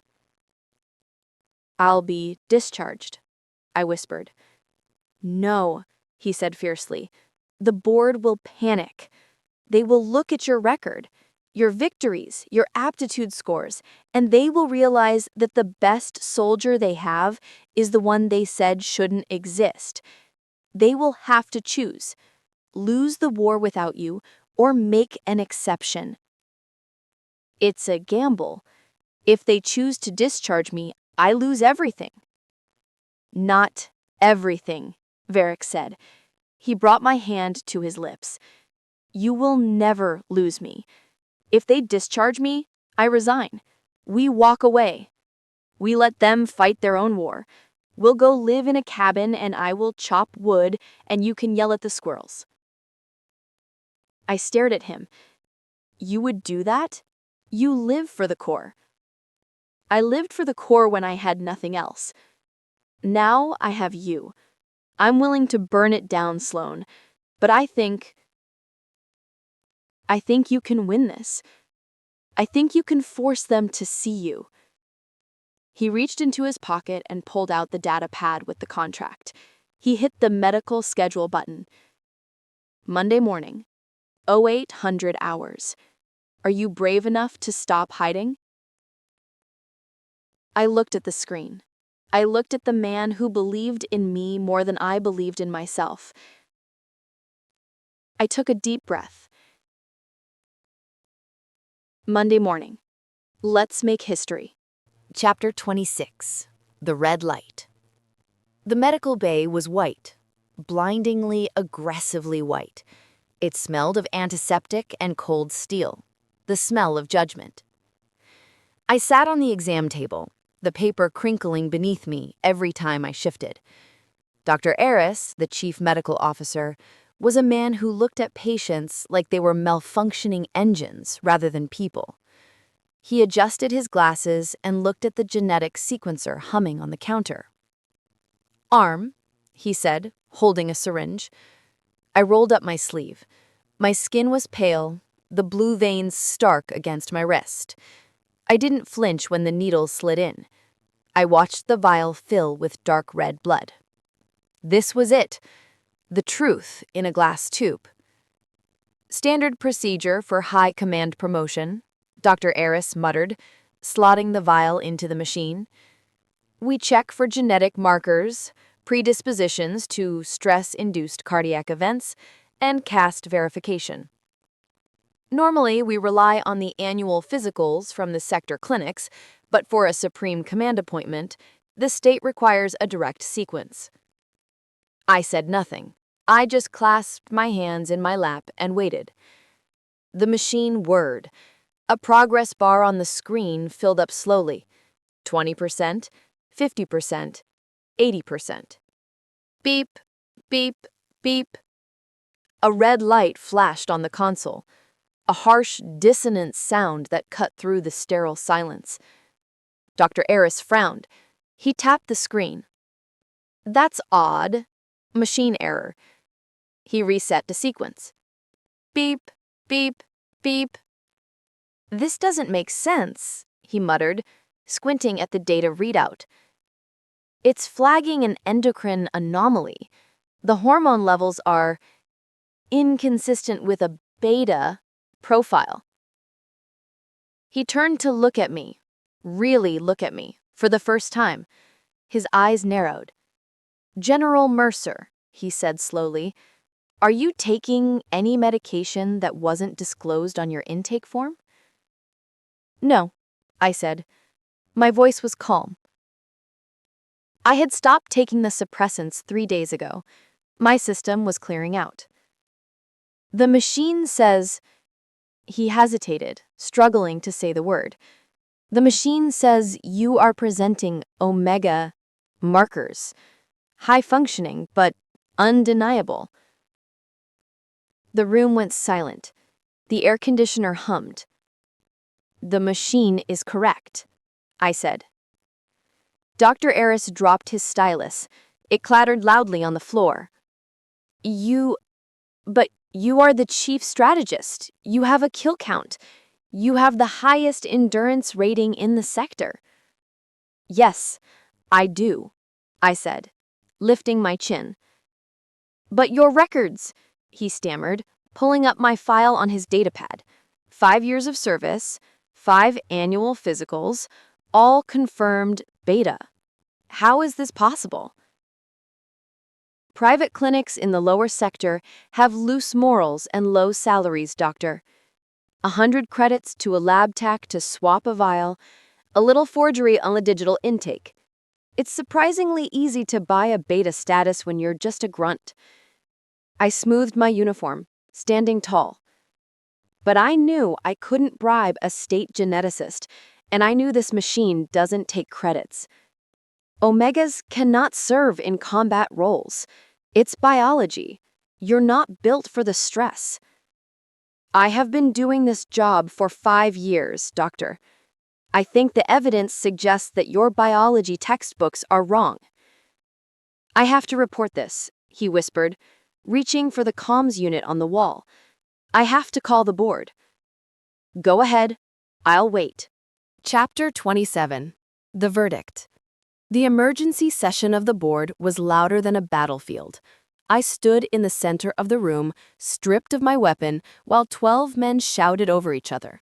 The holographic screen displayed my medical results in glaring red letters. Omega detected. "Fraud!" shouted Director Hale, slamming his fist on the table. "She deceived the military for half a decade. She should be in prison." "Liability!" yelled another. "What if she goes into heat during a negotiation? She compromised our security. We're lucky the Southern rebels didn't smell her and abduct her." "She saved the convoy," a third argued weakly. "She caught Cross. You can't just ignore the results." Silence. The word wasn't shouted, but it cut through the noise like a blade. Varic Vane stood up at the head of the table. He was wearing the insignia of the Supreme Commander now, 4 stars on his collar. He looked at the board members with cold, terrifying disappointment. "You speak of General Mercer as if she is a defect," Varic said, walking slowly around the table. "You look at a biological marker and you let it erase 5 years of service? Tell me, Director Hale, who designed the defense grid that kept your home safe during the riots last year?" Hale swallowed hard, looking down. "General Mercer did." "And who negotiated the treaty with the Southern rebels, ending a 10-year war?"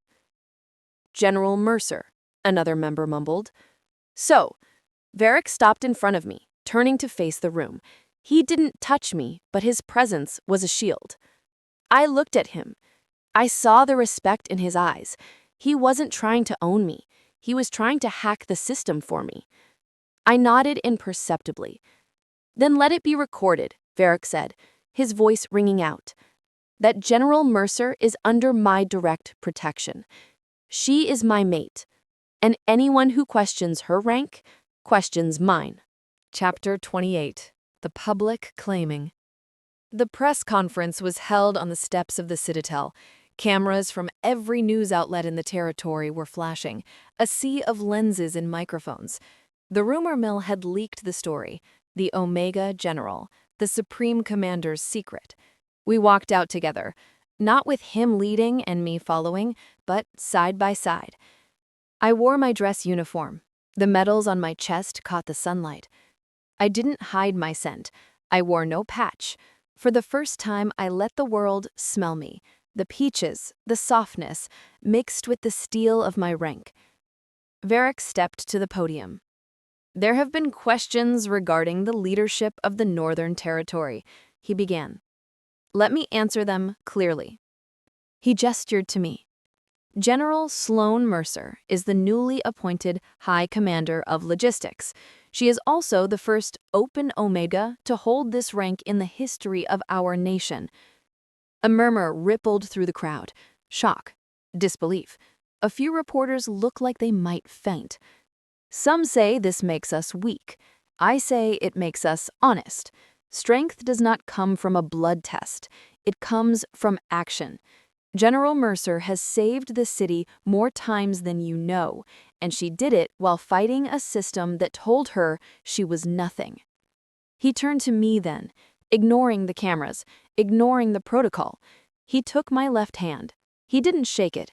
He lifted it to his lips, pressing a kiss to my knuckles, then turned my hand over and kissed the sensitive skin of my wrist, right over my pulse. It was a public meeting claim. It was an act of devotion so raw that it made the reporters gasp.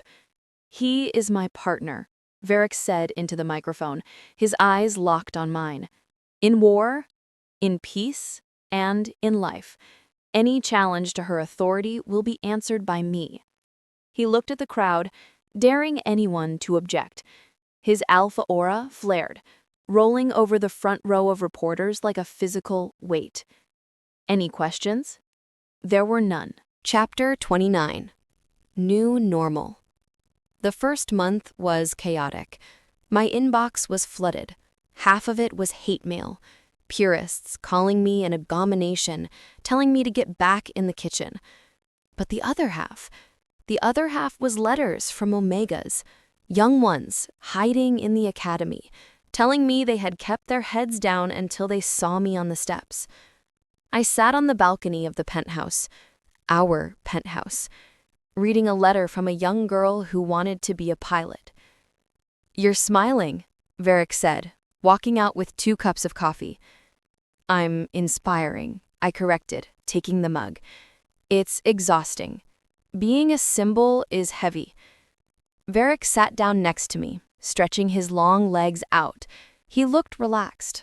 The constant tension that used to carry his shoulders was gone. The board approved the new draft, the Mercer Act. Medical screenings are now blind. Gender markers are removed from the aptitude tests. If they can do the job, they get the job. It's a start, I said, leaning my head on his shoulder. It's going to take a generation to fix the culture.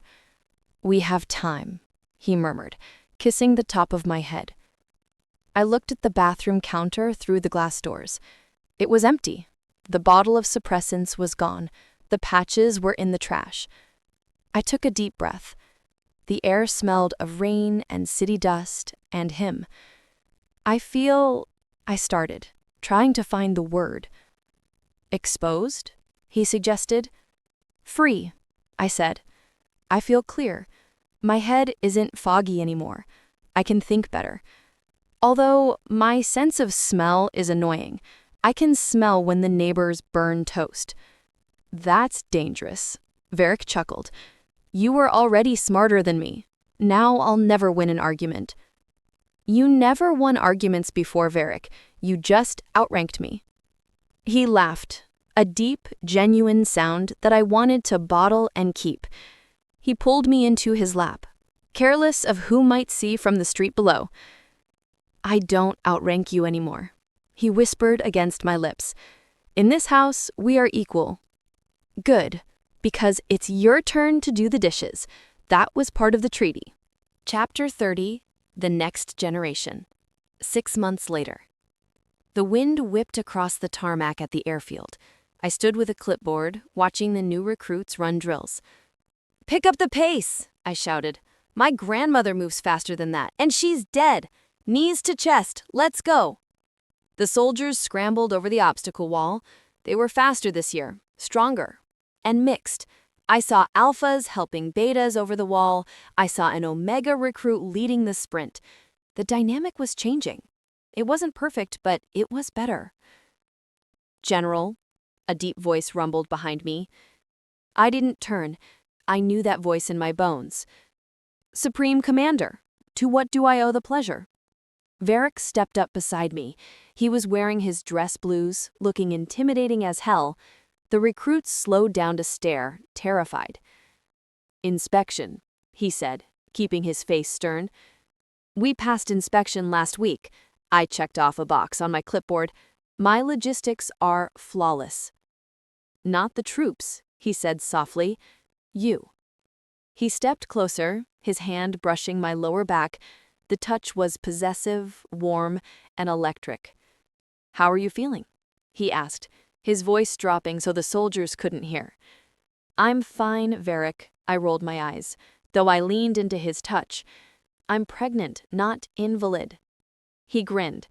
It was a wolfish, proud grin that transformed his face. His hand slid around to rest flat against my stomach, hidden by the loose fit of my field jacket, but undeniably round. "The doctor said no heavy lifting," he reminded me. "I'm holding a clipboard. It weighs 6 ounces. "Careful," he teased. "Don't overexert yourself. I don't want the heir to the command being born on a tarmac." I swatted him with the clipboard. "Go run the country, Varen. I have an army to build." He laughed, kissing my cheek in front of the entire platoon. "As you command, High Commander." He walked away, turning back once to wink at me. I watched him go, then turn back to the recruits. They were staring, wide-eyed. "What are you looking at?" I barked, fighting a smile. "Eyes front! Double time! Move!" They ran, and as I watched them, hand resting absently on my stomach, I knew that the child growing inside me would never have to take a pill to hide who they were. They would be born into a world where they could be a wolf, a general, or both. And that was the greatest victory of all.